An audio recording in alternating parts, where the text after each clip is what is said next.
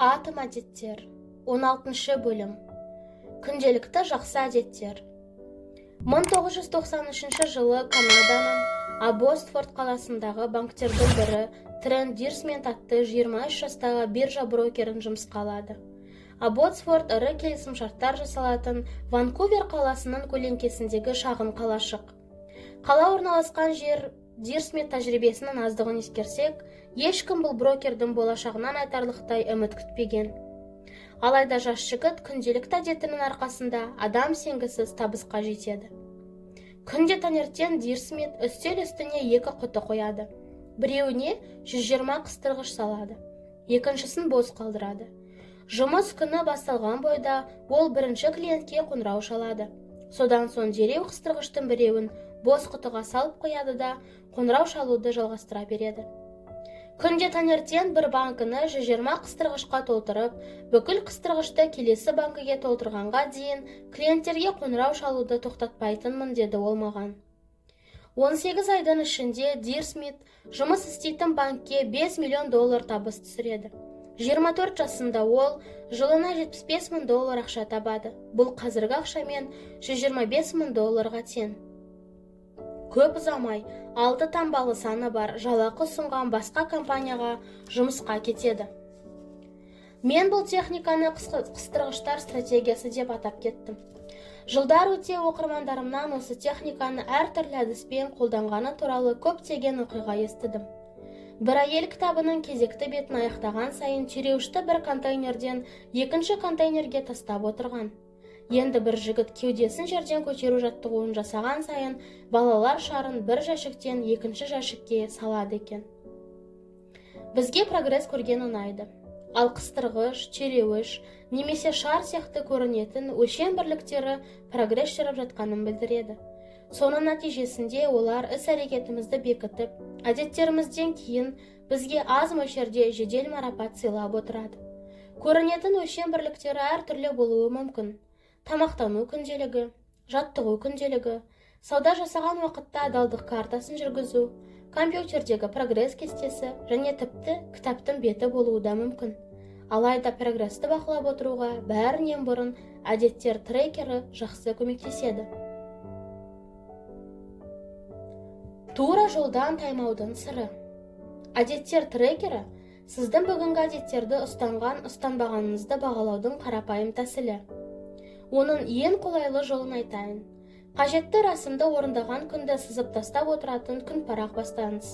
Мысалы, дүйсенбі, сәрсенбі және жұма сайын медитация жасасаңыз, сол күндердің жанына X белгісін қойып отырыңыз.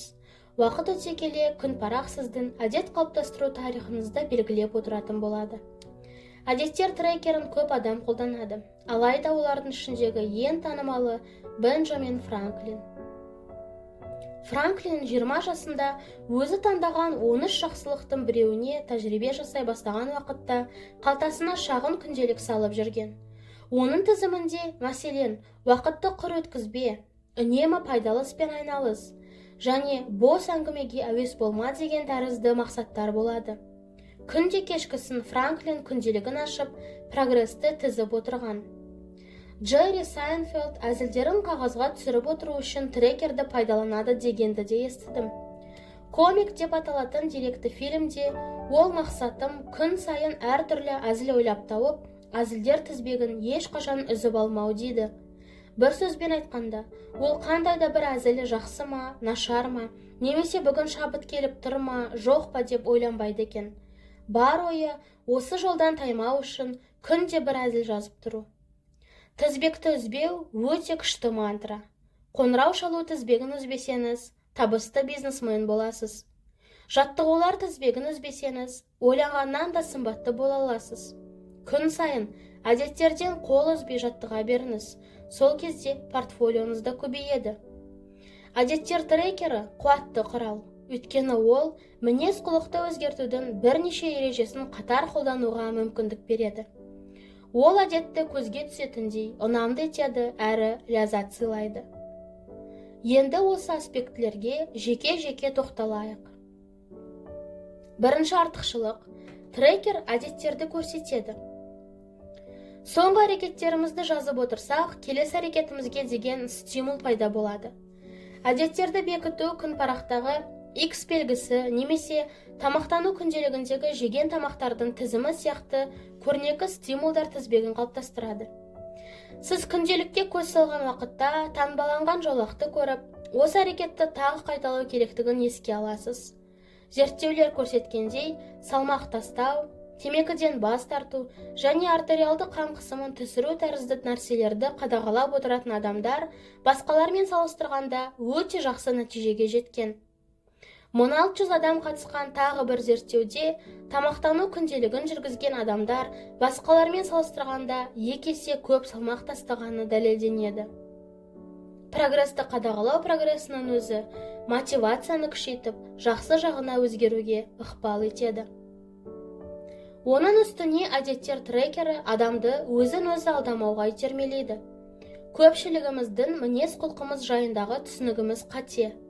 Біз шын мәнінде олай болмаса да, әдетте өзімізге 10 баға бергіміз келіп тұрады. Прогресті бақылау арқылы объективті көзқарасымыз қалыптасып, күнделікті өмірде шынымен қалай әрекет ететінімізді түсінеміз. Бір ғана банкідегі қыстырғыштың өзі сіздің күні бойы қаншалықты жұмыс істегеніңізді немесе ештеңе істемегеніңізді көрсетеді. Айғақтар көз алдыңызда тұрса, өзіңізді алдай алмайсыз. Екінші артықшылық – трекер әдеттерді ұнатуға мүмкіндік береді. Мотивацияның ең тиімді формасы – прогресс. Алға басып келе жатқанымызды сезсек, сол жолды жалғастыруға ынталанамыз. Соның арқасында әдеттер трекері сізді мотивацияға тәуелді етіп қояды. Кез келген шағын жеңіс сізге дем беріп, өзгеруге деген құлшынысты арттырады. Әсіресе сәтсіз күндерде жақсы көмектеседі. Жолыңыз болмай, көңіл күйіңіз түсіп, осы уақытқа дейін жеткен жетістіктеріңізді ұмытып кететін сәттер болады. Сондай шақта, әдеттер трекерінің арқасында сіздің алдыңызда қажырлы еңбегіңіздің айғағы бүгінгі күнге жету үшін қаншалықты ауыр жол өткеніңіздің көрінісі тұрады. Оның үстіне, күнде таңертең таңба түспеген бос шаршыға қарап, әрекет етуге талпынасыз. Өйткені әдеттер тізбегін үзіп алғыңыз келмейді. Үшінші артықшылық. Трекер әдеттерден ләззат алуға көмектеседі. Бұл оның ең басты артықшылығы шығар. Әдеттерді қадағалаудың өзі бір қарағанда марапат болып саналады. Жұмыстар тізімінен орындалған жұмысты сызып тастау, жаттығуға барған күні, жаттығулар күнтізбесіне белгі қою, немесе күн параққа X белгісін салу кімге ұнамасын? Нәтижелердің жиналып жатқанын, инвестициялық портфельдің өскенін, болашақ кітабыңыздың парақтары көбейіп жатқанын көрген ғанибет емес пе? Мұның бәрі ұнай түскен сайын сіз де сол істі жалғастыра бергіңіз келеді. Әдеттер трекері сонымен бірге допты бақылауға көмектеседі. Яғни, сіз түпкі нәтижеге емес, прогреске назар салатын боласыз. Бұлшығыт қатайса екен деп асықпай, оның орнына тура жолдан таймай, ешқашан жаттығудан қалмайтын адамға айналсам екен деп ойлайсыз. Қорыта келе айтарым. Әдеттер трекері әрекет ететін уақыттың келгенін еске салып отыратын көрнекі стимул қалыптастырады. Күн сайын прогресті көріп отырған соң бойыңызда мотивация пайда болады. Табысыңызды белгілеп отырған сайын кеудеңізді қуаныш сезімі кернеп, ләззат аласыз. Оның үстіне әдеттер трекері сіздің өзгеріп, арманыңыздағы адамға айналып келе жатқаныңыздың өзінше бір айғағы. Бұл жедел марапаттың тағы бір формасы. Осы ретте сіз маған, егер әдеттер трекері сондай пайдалы нәрсе болса, бұған дейін неге айтпағансыз деген сұрақ қоюыңыз мүмкін. Әдеттер трекері жоғарыдағыдай артықшылықтарға ие болса да, ол туралы талқылауды кейінге шегергенімнің басты себебі адамдардың дені әдеттердің орындалуын қадағалағысы келмейді. Өйткені бір қарағанда ол 2 есе уақыт алатындай, бір уақытта 2 әдет қалыптастыру керектей болып көрінеді. Оның бірі сіз қалаған негізгі әдет болса, екіншісі оны қадағалап отыру әдеті. Онсыз да диета ұстауға қиналып жүрген адамға калория санау әлбетте қиын шаруа болар анық. Онсыз да жұмысыңыз бастан асып жатқанда клиенттерге шалған қоңырауларыңызды тізімдеп отыру жалықтырып жіберуі мүмкін. Одан да бүгін аз тамақ жеймін, болмаса бүгін күндегіден көбірек тырысамын, не істеу керектігін есіме сақтап аламын деп айта салған оңайырақ көрінеді. Адамдар маған үнемі қабылдаған шешімдерді тізіп отыратын блокнотым бар, бірақ оны сирек қолданамын дейді.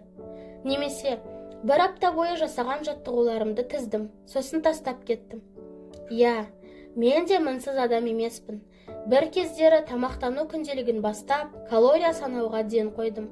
Күнделікке бір күнгі түскі асымның калориясын ғана жаздым да, бұл істі тастап кеттім. Бәрі бірдей әдеттерді бақылау керек демеймін. Және сіз өміріңіздің бүкіл аспектісін өлшеп, баға беріп отыруға міндетті емессіз. Алайда, әрқайсымыз трекердің артықшылықтарын уақытша болса да қолдана аламыз. Трекерді пайдалануды қалай жеңілдетсе болады? Алдымен, мүмкіндігінше әдеттерді қадағалап отыруды автоматтандыруға тырысу қажет. Бүгіннің өзінде байқамай қаншама әрекет бастайтыныңызды білсеңіз таңғалар едіңіз. Несие картасының есебі сіздің айына неше рет дәмханаға баратыныңызды белгілеп отырады. Фитнес браслет күнде қанша қадам жүріп, неше сағат ұйықтағаныңызды есептейді. Күнделігіңізде бір жылда қандай жерлерге қыдырып барғаныңыз туралы ақпарат жазулы. Бұл мәліметтерді қайдан алу керектігін білсеңіз, күнделікке апта сайын немесе ай сайын оларды ашып қарау туралы ескертпе жазып қойыңыз. Сонда ол күн сайын қадағалағаннан жеңіл болады. Одан соң ең маңызды деген әдеттерді ғана өз қолыңызбен белгілеп отырыңыз. 10 әдетті жүйесіз қадағалағаннан көрі, бір ғана әдетті үзбей қадағалаған дұрыс. Ең соңында әрбір әдетті орындаған бойда тізімдеп қойған жөн. Аяқталған әрекет оны жазып отыруға стимул сыйлайды. Мұндай әдіс арқылы сіз 5-ші тараудағы әдеттерді бір-біріне тану тәсілі мен қадағалау тәсілін біріктіре аласыз. Әдеттерді бір-біріне тану және әдеттер трекер формуласы. Қазіргі әдеттен кейін мен жаңа әдетімді белгілеп қоямын. Мысалы, клиентпен сөйлесіп, тұтқаны қойған бойда бір қыстырғышты бос құтыға саламын. Спорт залына барып, жаттығу жасап келген соң, жаттығу күнделігіне белгі саламын. Тәрелкені ыдыс жуатын машинаға салған соң, жаңа ғана не жегенімді жазып қоямын. Мұндай тәсіл әдеттерді қадағалауды жеңілдетеді. Тіпті сіз істеген істі қағазға түсіргенді жақсы көрмесеңіз де, бірнеше апта бойы мінез құлқыңызды бақылау арқылы көзіңіз ашылып, көп нәрсе туралы ойыңыз өзгереді деп ойлаймын. Сіздің шын мәнінде уақытты қалай өткізетініңіз қашанда қызықты. Дәл осы жерде әрбір әдеттер тізбегі белгілі бір сәтте үзіліп қалуы мүмкін екенін айта кеткенім дұрыс. Кенеттен жолдан тайсаңыз, міндетті түрде қосымша жоспар болу керектігін есіңізге саламын. Әдеттерді тастап кеткен жағдайда қатарға қайтадан қосылу жолдары. Әдеттерді қаншалықты үзбей орындап жүрсеңіз де, күндердің күнінде зауқыңыз соқпай, оны жалғастырудан бас тартатын сәт тууы мүмкін. Кемшіліксіз адам болмайды. Ерте ме, кеш пе, кездейсоқ жағдайға тап боласыз, мәселен ауырып қаласыз, іс сапарға шығасыз, немесе отбасыңыздың жанында қалу керек болады. Өз басым мұндай жағдайда ешқашан 2 рет жолдан тайма деп аталатын қарапайым ережені қолданамын. Әлде қалай бір күн әдеттерді қайталауға мүмкіндігім болмаса, қатарға мейлінше тез қосылуға тырысамын. Иә, 1 рет жаттығу залына бара алмай қалуы мүмкін, алайда 2-ші рет бармай қалуға ешқашан жол бермеймін. Бір мәрте бүтін пиццаны жалғыз өзім тауысып қоюы мүмкін, бірақ келесі жолы қарным ашқанда міндетті түрде дұрыс тамақтанамын. Мен де мінсіз емеспін, бірақ 2-ші рет қателеспеу қолымнан келеді. Бір әдет тізбегі аяқталған бойда 2-шісін бастап кетуге тырысамын. 1 рет өткізіп алғаннан әдеттер тізбегі бұзылмайды. 1-ші реттен кейін қайталанса, сол қиын. 1 рет өткізіп алсаңыз, кездейсоқтық. 2 рет қатарынан өткізіп алсаңыз, жаңа әдет қалыптасып келе жатыр деген сөз. Жеңімпаз бен жеңіліс тапқанның арасындағы айырмашылық осында. Сәтсіз өнер көрсету, сәтсіз жаттығу жасау, немесе жұмыстағы келеңсіз жағдай әркімнің басынан өтуі мүмкін. Алайда табысты адамдар бір рет жеңіліс тапса, қатарға тез қосылады. Сіз де тезірек қатарға қосыла алмасаңыз, әдеттер тізбегін бұзып алғаныңыз маңызды болмай қалады. Менің ойымша, бұл ұстанымның маңызы зор. Өз басым жоспарлаған жұмысты айтарлықтай сапалы, немесе өзім қалағандай толық орындай алмасам да, жолдан таймауға тырысамын. Біз өзімізді әдет қалыптастыруға келгенде жиі шектейміз. Не дұрыстап істейін, не мүлде істемей қояйын деп ойлаймыз. Мәселе, біздің бір істі қолға алып, тастап кеткенімізде емес, егер кемшіліксіз жұмыс істеу қолымнан келмесе, оны мүлде істемей қойғаным дұрыс деп ойлайтынымызда. Сәтсіз күні ең болмағанда бір іспен айналысу қаншалықты маңызды екенін білсеңіз ғой. Жоғалған уақыттың зияны шабыт сыйлайтын уақыттың пайдасынан әлде қайда көп. Табыс табуды $100 бастасаңыз, 50% табыспен капиталыңыз $150 өседі. Кейін мәселен 33% шығынға ұшырасаңыз, қайтадан $100 қаласыз. Бір сөзбен айтқанда, 33% шығынға ұшырамау, 50% табыс табудан әлде қайда маңызды. Чарли Мангер айтпақшы, компаундингтің бірінші ережесі табыстар тізбегін себепсіз үзбе. Сондықтан нашар жаттығудың өзі кейде өте маңызды болып есептеледі. Ерініп жасаған жаттығу көңілден шықпаса өкпелемеңіз, өйткені ол бұған дейін белсенді жұмыс істеген күндері жинаған жетістігіңізден айырылып қалмауға көмектеседі. Ең болмағанда, бірдеңе істеу, 10 рет отырып тұру, 5 айналым жүгіру, кеудені жерден көтеру жаттығуын жасау, ештеңе істемегеннен артық. Межені 0-ге дейін түсірмеңіз. Шығындарыңыздың өсімнің алдына орап кетуіне жол бермеңіз. Оның үстіне сіздің жаттығу залында нені қалай істегеніңіз маңызды емес. Ең бастысы, сіз спорт залына үзбей баратын адам деген атағыңызды сақтап қаласыз. Сергек жүрген уақытта спортпен айналысу оңай. Алайда, мойныңыз жар бермей, әдеттегіден аз жаттыққыңыз келіп тұрса да, жаттығуды жалғастырсаңыз, мақсатқа бір табан жақындайсыз. 5 минутқа спорт залына барған адамдар шымыр болмайды. Есесіне, жаңа болмысын бекіте түседі. Не бар, не жоқ деген ұстаным, әдет қалыптастыру барысында сіздің жолыңызда көлденең тұратын алғашқы кедергі. Тағы бір ықтималды қауіп, әсіресе әдеттер трекерін пайдаланған кезде прогресті қате қадағалау. Трекерді қай кезде пайдаланып, қай кезде пайдаланбаған дұрыс. Мәселен, сіздің мейрамханаңыз бар делік. Ондағы бас аспаздың тамақты қалай дайындайтынын білгіңіз келеді. Мейрамхана табысын бағалаудың бір жолы, күніне қанша адам келіп тамаққа тапсырыс беретінін есептеу. Адам көп болса, тамағы дәмді деген сөз. Адамның аз келуі бір жерде олқылық бар дегенді білдіреді. Алайда бір ғана көрсеткіш күнделікті табыс мейрамханада не болып жатқанын толық сипаттап бере алмайды. Бір адам кешкі астың ақшасын төлемесе, тамақ дәмсіз деген сөз емес. Өйткені ұнатпаған клиент есепті төлеуден бас тартпауы мүмкін. Түскен табысқа ғана қарап бағаласаңыз, тамақ дәмсіз болып қала береді. Бірақ жарнамамен, жеңілдіктермен және басқа да әдістермен клиент шақыруды тоқтатпайсыз. Бәлкім мұны анықтаудың ең тиімді тәсілі келген қонақтардың нешеуі тамақты тауысып жегенін бақылау, немесе қомақты шайпыл қылдырғандардың пайыздық үлесін есептеп шығару шығар. Әдеттер трекерінің теріс жағы да бар.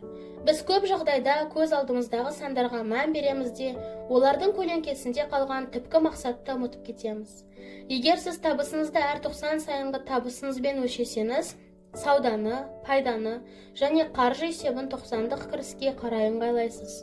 Сол себепті, егер сіздің жеткен жетістігіңіз де тараздағы санмен өлшенсе, сол көрсеткішке жету үшін бар күшіңізді саласыз.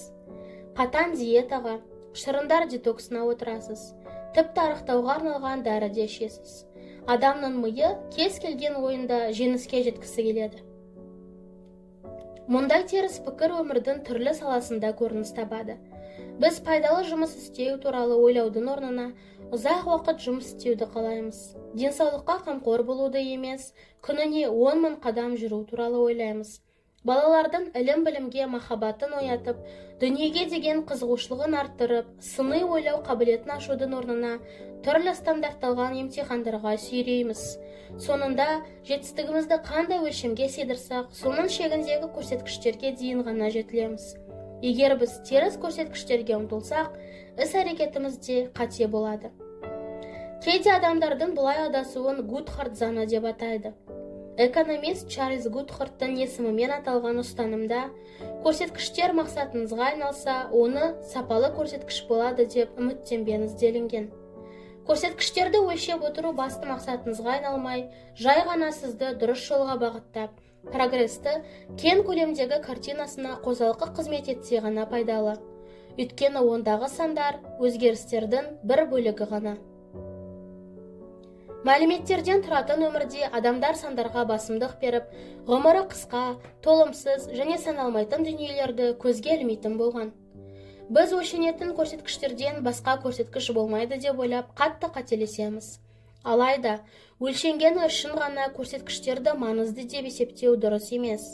Кейбір санмен өлшеуге келмейтін көрсеткіштердің ешқандай да рөлі жоқ деп айтуға болмайды. Жоғарыда айтылғандарды ескерсек, әдеттер трекері орнымен және уақытында жүзеге асса ғана пайдалы дегім келеді. Сіз әдеттерді ұстанып, прогресті бақылап, жеткен жетістіктеріңізден ләззат ала аласыз. Алайда, оның көрсеткіштері мен сандары жетістікке жетудегі жалғыз маңызды дүние емес. Оның үстіне прогреске баға берудің басқа да жолдары бар, және кейде назарыңызды басқа нәрселерге аударғаныңыз да жөн. Сол себепті де таразысыз арықтау деген сияқты әдістердің салмақ тастауда да маңызы зор болуы мүмкін. Таразыдағы сан өзгермеуі мүмкін. Таразы көрсеткішіне ғана мән берсеңіз, мотивацияңыздан айырылып қаласыз. Алайда, таразыға тұрмай-ақ теріңіздің жақсарғанын, ерте тұра бастағаныңызды, немесе жыныстық құмарлықтың артқанын байқауыңыз мүмкін. Міне, өзгерісті бақылаудың өзге әдістері дегеніміз осы. Егер таразыдағы сандар сізге мотивация сыйламаса, одан басқасын, яғни прогрестен хабар беріп отыратын көрсеткіштер табатын уақыт келді деген сөз. Жетістіктеріңізді қалай қадағалайтыныңыз маңызды емес, десек те, трекер әдеттерді ұнамды етудің таптырмас құралы. Қажетті рәсімді орындағаныңызды белгілеп отыру арқылы, өзіңізге бағыттың дұрыс екенін дәлелдегендей боласыз. Және жақсы жұмыс істегеніңізді көріп, көңіліңіз марқайып, кеудеңізді қуаныш кернейді. Түйін. Ең ғажайып күй – прогреске жетуді сезіну. Әдет трекері әдетті ұстанып жүргеніңіздің көруді қарапайым әдісі. Мәселен, күн параққа қойылған X белгісі. Әдеттер трекері және өзге де көрініп тұратын прогресті бағалау әдістері сізге қуаныш сыйлайды. Өйткені олар нәтиженің жақсарып келе жатқанының айқын көрінісі. Тізбекті үзбеңіз, жолдан таймауға тырысыңыз. Ешқашан 2 рет қатарынан жолдан таймаңыз. Бір күнді өткізіп алсаңыз, әдетті тезірек қайтадан қолға алуға тырысыңыз. Әдеттің кейбір аспектілерін өлшеуге болады екен деп, оның маңызын асыра бағалауға болмайды.